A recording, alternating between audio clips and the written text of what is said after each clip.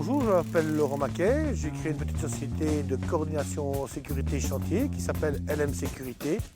Je vous invite à me suivre, on va aller faire un petit tour dans le bâtiment, on va regarder exactement mes missions, mon rôle et ce que je fais pour sécuriser le chantier. Ici, il y a un panneau de sécurité. Mon panneau de sécurité pour vous dire et signaler à toute personne qui vient sur le chantier qu'il est strictement interdit d'y entrer et d'y circuler. Les personnes qui sont autorisées à y entrer, donc qui sont les entreprises intervenantes, doivent, elles, se soumettre aux équipements de protection individuelle qui consistent en chaussures de sécurité, qui consistent au casque éventuellement, paire de gants ou autres. Et doivent également consulter le plan de sécurité et hygiène qui se trouve dans la roulotte de chantier.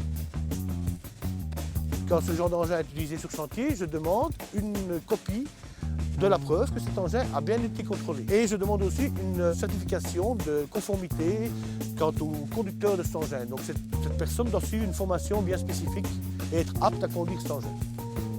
On remarque qu'il y a une lisse supérieure qui est bien mise. Par contre, il n'y a pas de lisse en bout d'échafaudage, il n'y a pas de lisse intermédiaire et il n'y a pas de plainte. Donc je vais demander à l'entreprise de poser un about d'échafaudage et une lisse intermédiaire aussi bien qu'une plainte.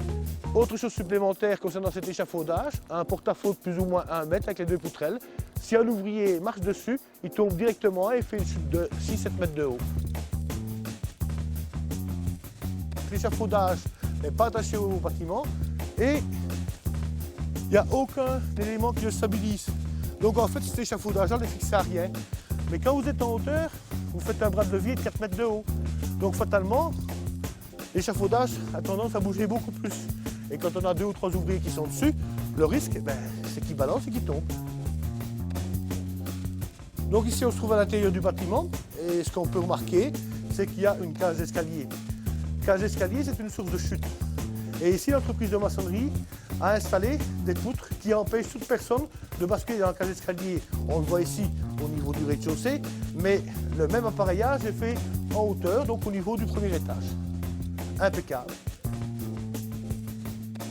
Il y a un WC appelé WC chimique, donc c'est une obligation légale. Il y a un urinoir qui se trouve également à l'intérieur. Il n'y a rien à redire, c'est impeccable. Ça, c'est un panneau de signalisation. Ça permet aux gens qui viennent du bas, ici de la rue, de se rendre compte qu'il y a un chantier et qu'il y a quelque chose, en tout cas de prêter attention. Il existe un type de panneau au-dessus, et là au-dessus, en plus, on est dans un tournant, donc les gens viennent et ne savent pas qu'ils vont tomber sur un bâtiment en construction. En mettant une signalisation routière, les gens ont le regard attiré et font attention. Voilà, maintenant j'ai fini ma visite de chantier, je retourne au bureau et je vais faire mon rapport de visite de chantier que j'enverrai aux sociétés concernées, à l'architecte et au maître d'ouvrage.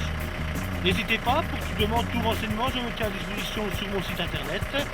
Je serai content de vous y retrouver. Merci.